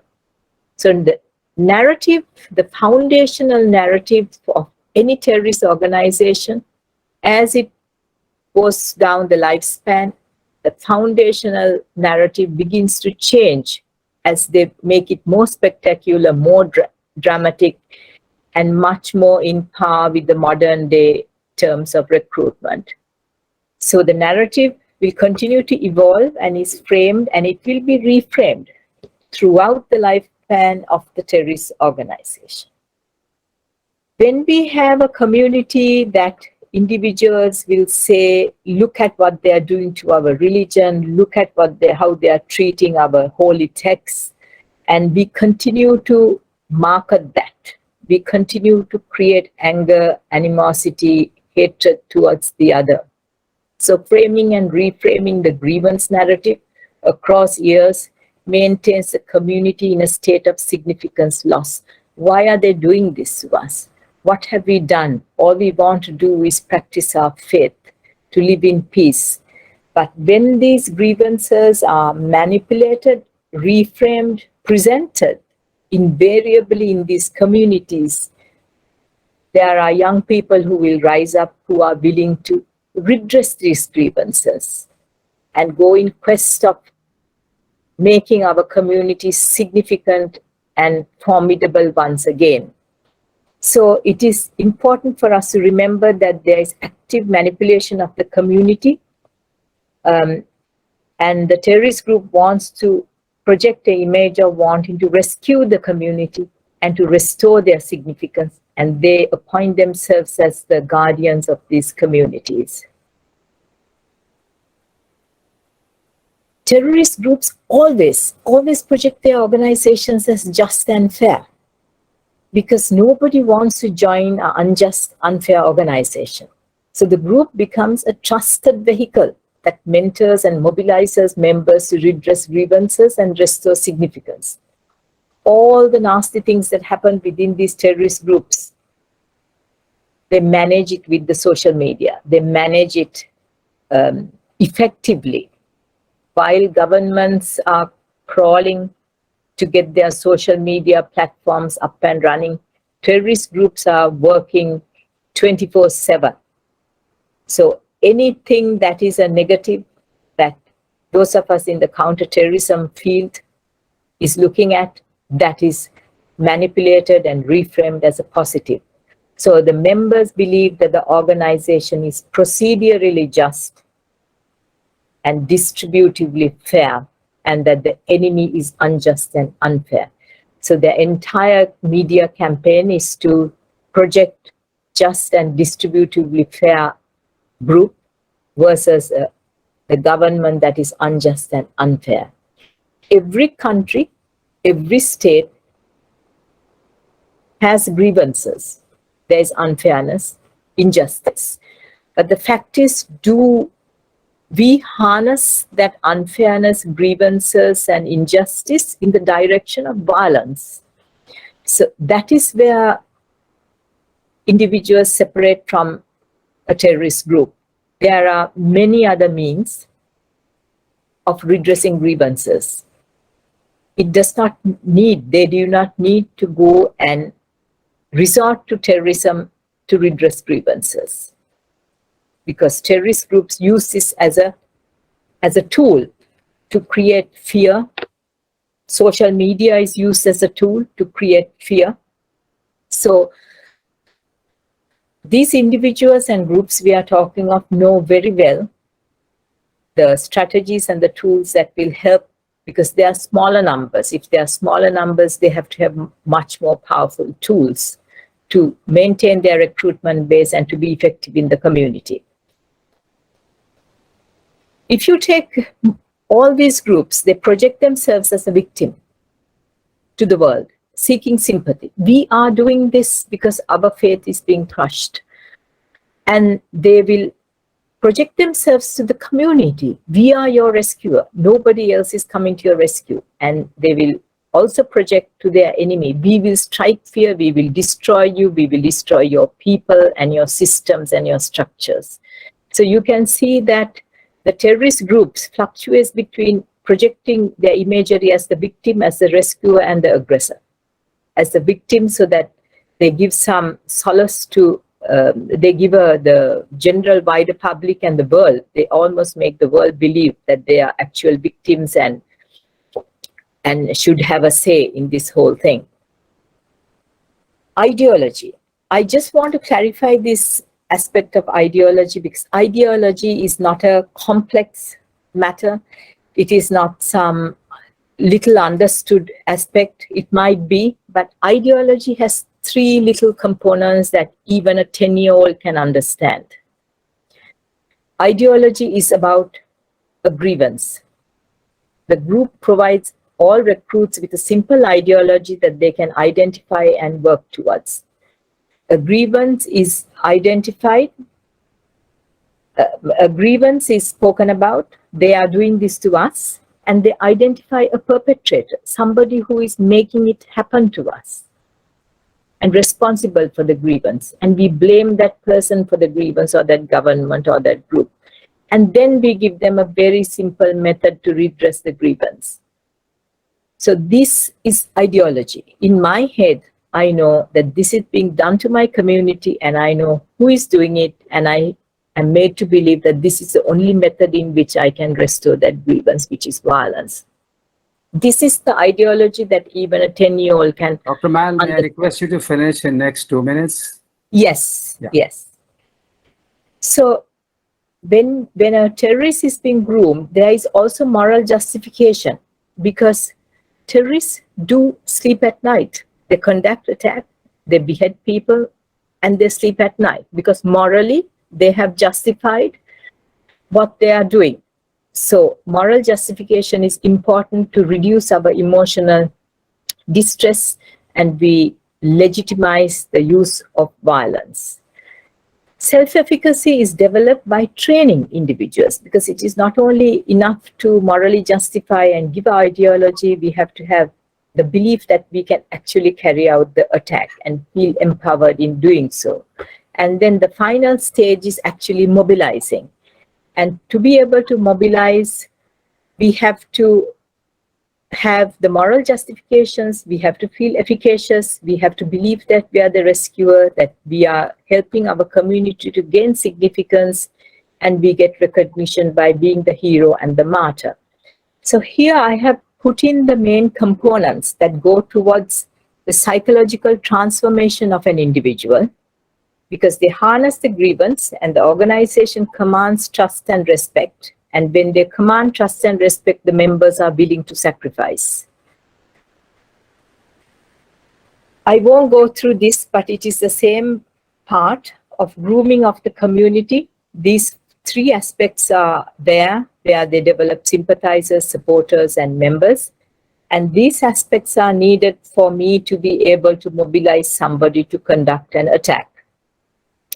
So if we look at radicalization, in the community, we have again these components, individuals with lack of direction and having grievances. Then we have organizations that develop intent. This is how they develop intent: to recruit and then to sustain. They develop the capability, and to mobilize, they develop the determination. And then you have a civilian who becomes a terrorist. I have one slide before I finish on managing this aspect, which is the countering, management, and inoculation. If governments put in much of their resources into community resilience, because it is very hard to stop the radicalization process, because it is online, it is everywhere. And then the uphill counter-radicalization has to happen by teams, and the downhill management of rehabilitation and de-radicalization, because these individuals go right back into the community after their sentences. So I will leave you with this. If we are to understand the psychology, we have to understand how the radicalization happens. And at every component that I have shared with you, intervention programs can be put in place to reverse this process. Thank you. Thank you, Dr. Malakanti. The presentation was really a reflection of your rich experience in this area. And you brought out very simply and with a very conceptual thought that how a community grievance is converted into supporters, and supporters then are given high moral ground, and out of that they identify the people who are seeking to have meaning in life or identity, and then they become the executioners. Very nicely brought out. I reflected. You have also, if you understand what the terrorist, how it is created, you should be able to reverse the process by putting in thought in each component of that element, which goes into making a normal civilian into a terrorist. Thank you very much for very enriching thoughts and very well presented talk. Now the time is for question answer session. Yashish, are you reading out the questions, or you want me to? Sir, I'll be doing that for you. Okay. Yes, sir. We have a first question. Yeah, the question is to Nandakishore, sir. Do we have Nandakishore, sir, with us? Dr. Nandakishore, sir. All right. I'll just take up for General Singh, sir. Lieutenant General Dushyant Singh, sir, we have a question for you. Yeah. Yes. How does one reconcile the tracking or identifying such lone wolf attackers without extremely intrusive methods of policing, and particularly in such a massive country like ours? Can you say again? Okay, I'll just come again. How does one reconcile the tracking or identifying such lone wolf attackers without extremely intrusive methods of policing, and particularly in such a massive country like ours? Okay, as far as lone wolf attackers identification is concerned, the only solution which I found was that if you are able to crawl through the social media, possibly you would be able to generate some kind of intelligence. For that, you require technology, which should be able to do this particular thing. And I believe there are technologies available now which can crawl the media and try to gather information about such people. In fact, people are adopting avatars, etc., and trying to enact their thinking as to how they will do a particular act or how will the world look like. So therefore, we need to capitalize on the technology. That's the only way I look at the lone wolf attackers being identified. Also, you would also see that there is certain amount of preventive actions also required. See, I know it's Pegasus was a very, very maligned kind of a software which got a bad name, which was from Israel. But if used correctly, I think that will be one of the best ways to catch these guys. Thank you. Thank you, sir. We have another question. Sir, whenever these lone wolf attackers occur, mostly which are motivated by radical ideologies, there is a massive polarization against that particular religion. How does the government of India and security forces deal with the effect of such situations and prevent social disharmony? Yeah, see, I'll give you an example of the Dalit movement which took place in 2018, 3rd of April to be precise. There were a group of 100 people who were across the world. They were not only in India, they were across the world. Their leader was belonging to Maharashtra, a place called in Pune, but he was otherwise in the West. They had planned to mobilize the people through the social media only. Let me again highlight this issue. through the social media, through various platforms, on the Baba Saheb Ambedkar's anniversary, which was on 14th of, I think 14th of April, right? Instead, what happened that there was a small incident which took place in Haryana. And they took this as an opportunity to test their mobilization. Within 2 days, the entire country's Dalits were mobilized to this particular movement. It was all through bots, through technology, through the social media, passing of information, sitting together, creating algorithms which send the messages across various platforms. I believe within 24 hours, you can achieve so much of penetration, bombardment onto the environment which you are targeting. They are focused targeting. They are not targeting everybody. They are targeting the guys who are likely to get motivated by this particular news.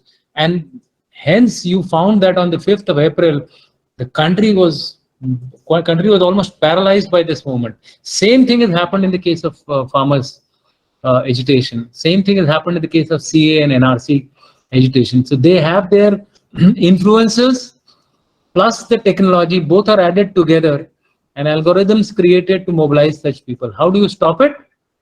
Yes, that's a question which, in my opinion, again, it is a little bit of hard action by you, bringing down of the internet, bringing down of these social media platforms for a while. You see, this was done for a while in J&K after Article 370, and the results were fairly good. So we need to do these actions in a justified manner. If it is for a just cause, I don't think there will be much of a reaction on it. But yes, there are certain cases which are very emotive. Those need to be handled through your counter propaganda. And when I say not propaganda, counter information war.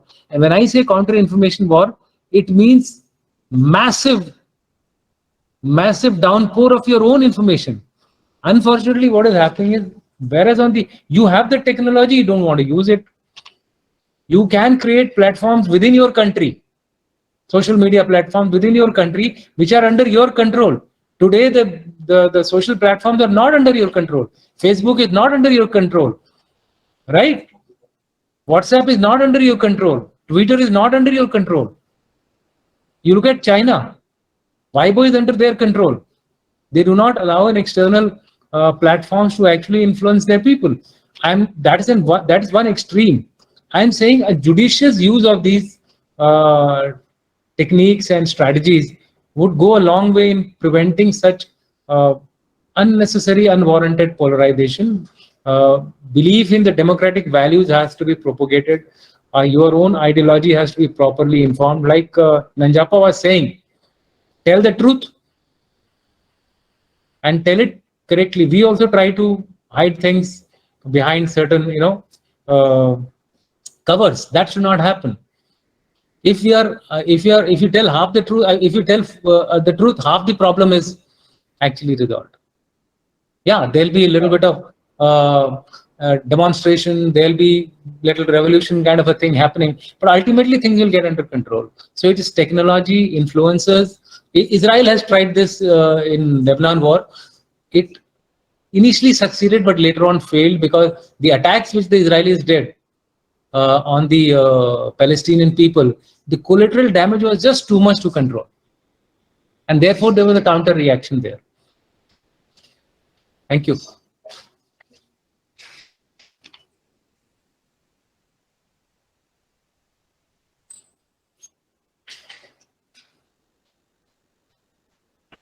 Satya, you're on mute. Okay, sorry for that. Sir, although you have answered it in the chat box, can you just name your piece of work on the suicide bombing prevention for the screen, so that it'll get an outreach for everyone. What?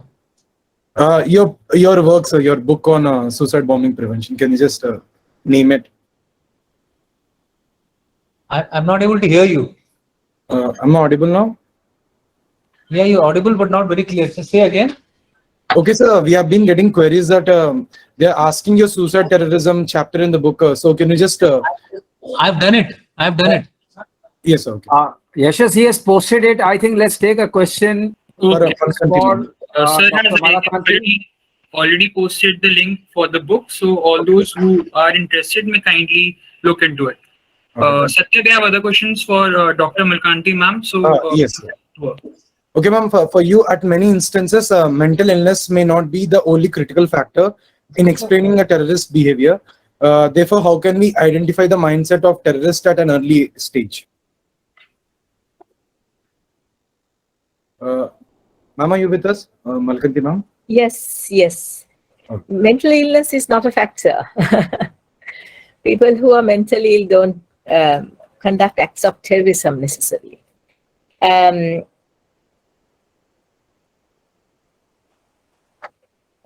So many factors have been identified by many authors. But what is important is that as long as there are organizations and charismatic individuals and the ability to, their potential and their abilities there to recruit, then recruitment will happen. So that is on one side. But on the other side, when we take the nation and the state side, much of, in my last slide, I showed you that a large amount of community resilience building work has to happen. Because when that community resilience building work happens, then we prevent the amount of individuals being recruited. So I am not saying that people who have less education and greater poverty go towards terrorism, but certainly they become a recruitment base that can be manipulated by individuals. So, my recommendation is that we look at our more vulnerable communities like that and see about empowering these communities, so that on the one hand we prevent, and on the other hand we actively counter it as these propaganda drives are happening, and on the other hand we conduct our rehabilitation initiatives in a compassionate way, where when they go back into the community, they are not going to help to generate more individuals who want to join terrorist groups. Because that is one of the ways in which we, Sri Lanka, certainly managed with the 12,189 odd former LTT members going back into the community,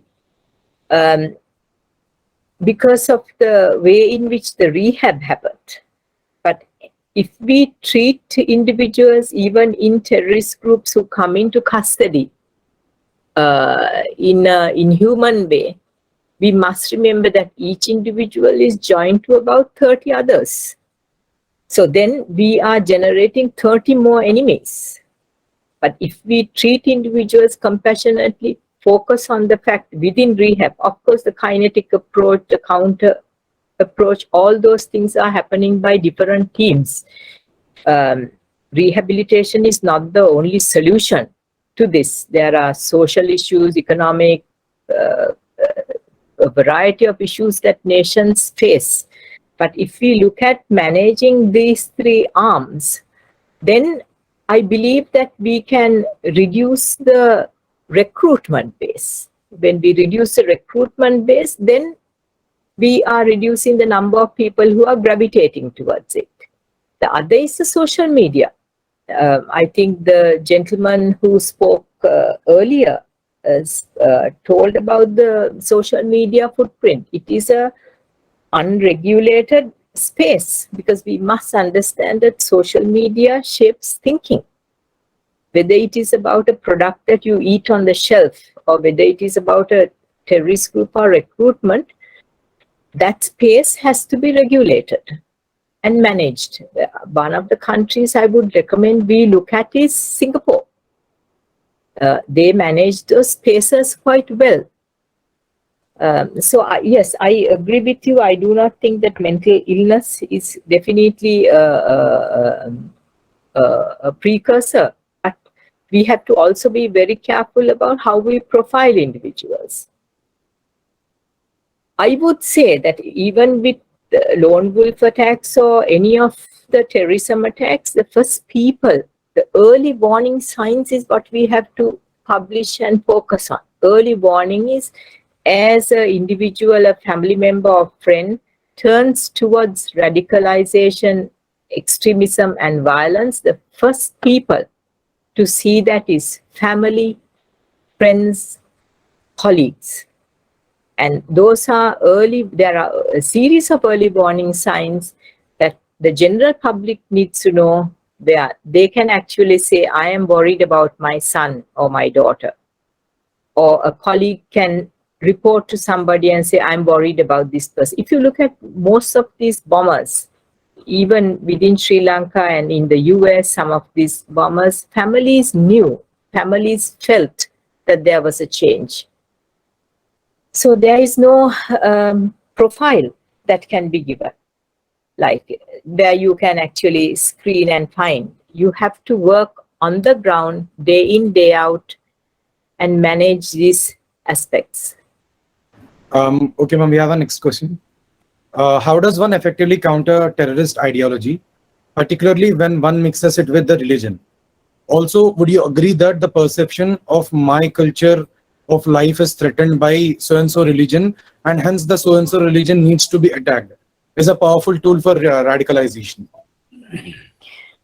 The first part is how do you counter terrorist ideology when there is religious justification? Is that right? Yes. And the second part of your question is about culture. Yes, I mean basically religion, which is threatened by a particular religion, so that particular religion needs to be attacked. Ideology. So the question is like that. Yes. Like threatened by yes. Yes. Okay. Okay. My culture, my way of religion, and life is threatened by whatever hence needs to be attacked. Violence begets violence. And India is the country with Mahatma Gandhi. He's the first person who kind of, or the first person that I know of. I mean, there might be others who spoke about using nonviolence for resistance. But even that is being misquoted and misused.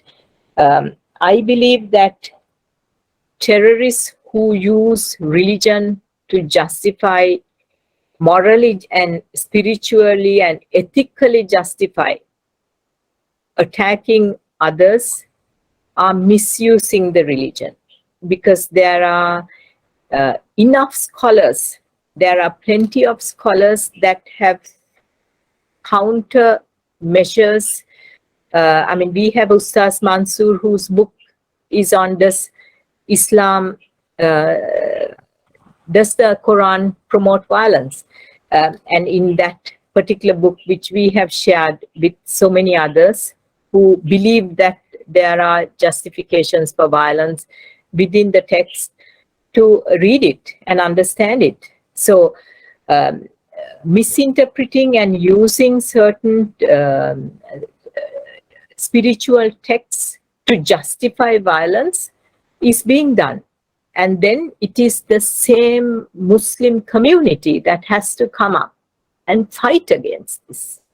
Because if a Hindu or a Buddhist tries to argue with that, it is because we do not know all the faith justifications. So if my faith, if I'm Muslim and if my faith is being misused, misinterpreted and ruined, then it is my community that has to come up and fight against it. Because then I have the biggest say in saying, look, that is not my religion, don't misuse it. But that voice is not strong. That voice has to be strong. If you take Indonesia, is 95% Muslim now. The largest counter force within Indonesia is the Muslim community against IS. So it is the community that has to come up and say, no, of the same faith. So using religion, it's being used by terrorists to morally justify. So then we have to delegitimize that. And using culture, Your statement on my culture, my religion is being threatened. So when we have more of interreligious, intercultural interactions and engagement, there is much more less of a sense of threat that we feel when we mingle. Now, in the Sri Lankan context, we had exclusive communities. It's exclusivism. We found that it is a need for exclusivism that separates the communities. I want my faith not to be contaminated by the Hindus and the Buddhists and the Christians. So we form exclusive pockets within which we live. That is dangerous. If we have that, then there is no mixing and mingling, and then there is the suspicion that develops, becomes resentment, and goes on to be hatred and extremism and terrorism. Thank you, ma'am. Now I hand it over to Sir Srivastav, sir. Thank you very much, ma'am. It was very interesting session. What comes to my mind at the end before I wrap the session and thank the speakers is that we talked about how an executioner or a terrorist is mobilized, is ideally motivated. Online systems are used to spread the motivation and how to combat it. But there are some thoughts on hard gains for the leaders in terms of their political gains, in terms of monetary gains, in terms of their reputation, social status gains. These points, I think I'll leave to the audience to ponder over, because we don't have any time and we can't take response from our eminent speakers. These are the points which we are not discussed. There are hard gains also in terrorism. People are getting funded, people are getting their political positions, and states are leveraging it to remain relevant. These are also some points which have, they're the gap points. Next time when we hold the seminar, we'll probably focus on them. Anyway, thank you very much to all the speakers. And I'm sincere to Dr. Nandkishore. He's there, or I think he's left. Yes, He's there. Oh, he's there. So Vicky has left. So thank you very much. It was great being your session chair and wonderful talk. Thanks a lot. That's a wrap. Thank you very much. Thank you. Thank you, Chair, and all our keynote speakers from diverse backgrounds for such a wonderful and informative session on decoding different aspects of terrorism. With this, we have come to an end of our session 6. Stay tuned for the next session on tech and